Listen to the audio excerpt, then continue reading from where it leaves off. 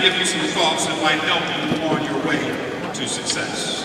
As you heard, I was born and raised in Cincinnati, the youngest of 6 children. I have a sister and 4 brothers. My sister's the oldest, I'm the youngest. I grew up in the West End on 8th Street, and since the age of 6, I was campaigning with my father who served in the state legislature for 28 years. I attended public schools. I went to a school called Cambridge, the Cincinnati Academy of Math and Science. I graduated from there in 1980. My parents always expected me to go to college.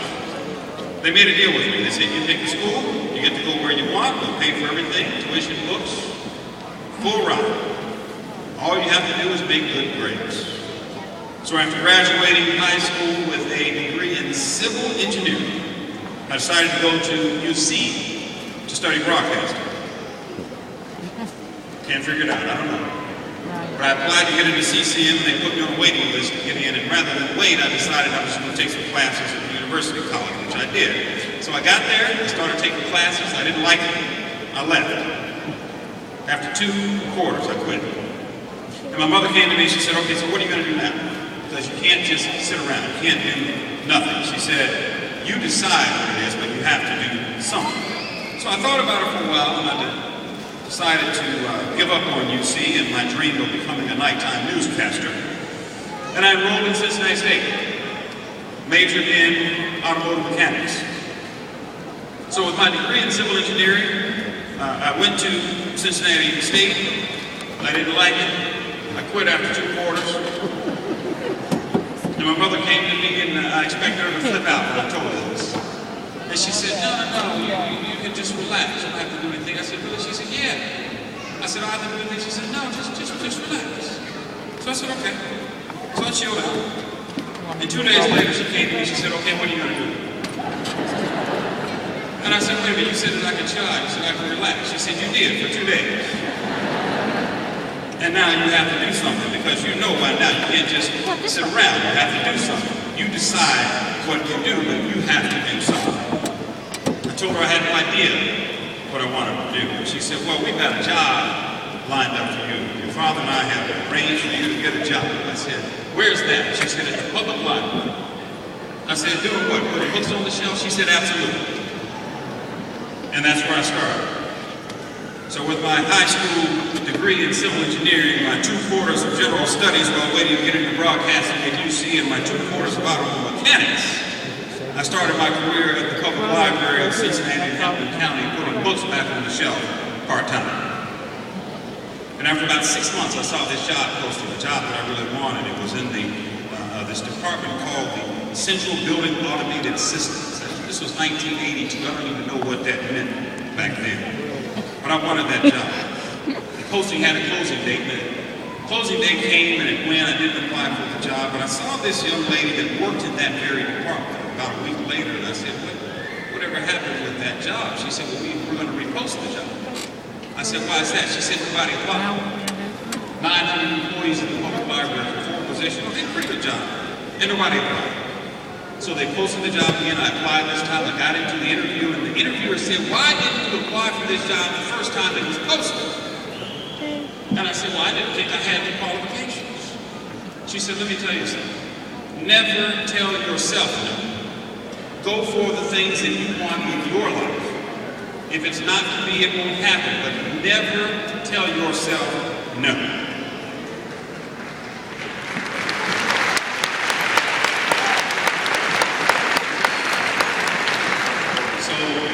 I'm happy to report that I got that job. Job paid $9,257 a year. I enjoyed the job. I was happy I was working. I worked that job for 5 years. And one day my boss's boss came to me and he says, what are you going to do? And I said, well, when I get off work, I'm going to go something. I'm going to wash my car. He said, no, sir. What are you going to do with your life? I said, I don't know. I hadn't really thought about it. He handed me a job posting for another position at the public library. This time it was for a supervisory internship program. The application process said that you had to be in school at the time. I dropped out. So I decided to get back into school, and I ran to the University of Cincinnati. I filled out paperwork, and I enrolled in school before I applied for that job. I got the job. And after I got accepted in that position and spent 2 years learning how to be a supervisor, I was assigned to the Public Relations Department, where I was the assistant to the head of Public Relations. And later I got a manager's position. I became the manager of graphic production. Now keep in mind, all this time, I'm still taking classes at the University of Cincinnati, working full time during the day and taking classes at night. And in the winter of 1993, 13 years after having graduated from high school, I finally graduated from college with a degree in administrative management.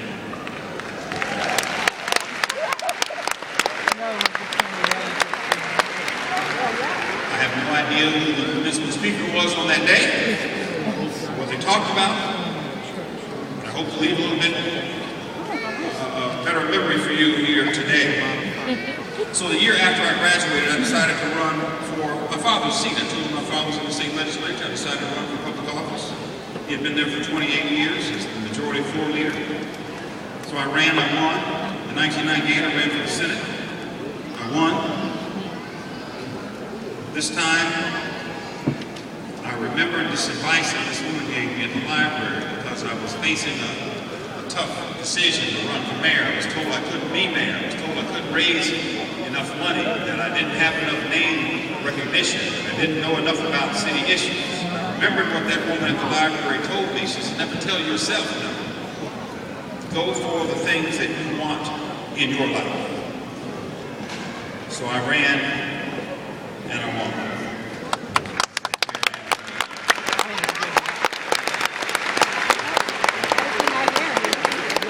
I have to tell you, when I first left high school in 1980 and went off to UC, I never envisioned myself working at the public library. And when I was sitting in mechanics classes at Cincinnati State, I never saw that I could succeed my father in the state legislature. And even up to my last class at the University of Cincinnati in November of 1993, I never dreamed that one day I could become the mayor of the great city of Cincinnati and be asked to come here to speak to you today at this commencement ceremony of a school that I dropped out of. My only point is that you should never restrict yourself. Always take advantage of the opportunities that are presented to you. Whatever you're doing at the moment isn't necessarily what you're going to be doing for the rest of your life. The future holds many possibilities, and you've got to remain open to what can be. So again, never tell yourself no. Never fail to explore your dreams. The path to success can be varied. It certainly was in my case. It can be all over the place. I'm not doing what I set out to be doing. I set out to be a broadcaster, TV. I wanted people to be able to turn on the news every night and hear me talking about what happened in the city that day. Well, as it turns out, on most nights, people do hear me on TV on the news talking about what's happening in this great city. Just not as a newscaster, but as the leader of the city. I changed my goals several times because new opportunities arose. Opportunities that I wasn't anticipating. I didn't let the pass by. When I saw opportunity, I jumped on it. So if you're sitting out there today trying to figure out what it is that you're going to do next, don't stress about it. I know what that feels like. I have a year and a half left in my term before I'm terminal, and I have no idea what I'm going to do next. I just want to leave you with a few things. You must set your own goals. You cannot live your life for anybody else. Set the goals that you want and do what you want to do.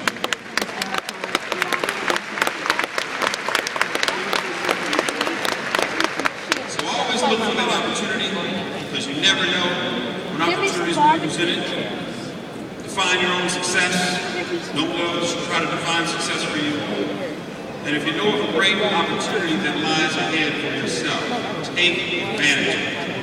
If you know about a great opportunity that lies ahead for me, please let me know, because again, I have no idea what I'm doing next. But I just wanted to say to you, congratulations, good luck, God bless you. We are so very proud of the things that you have accomplished in the time that you have been at Cincinnati State Technical and Community College. I am confident that you will be successful. Thank you.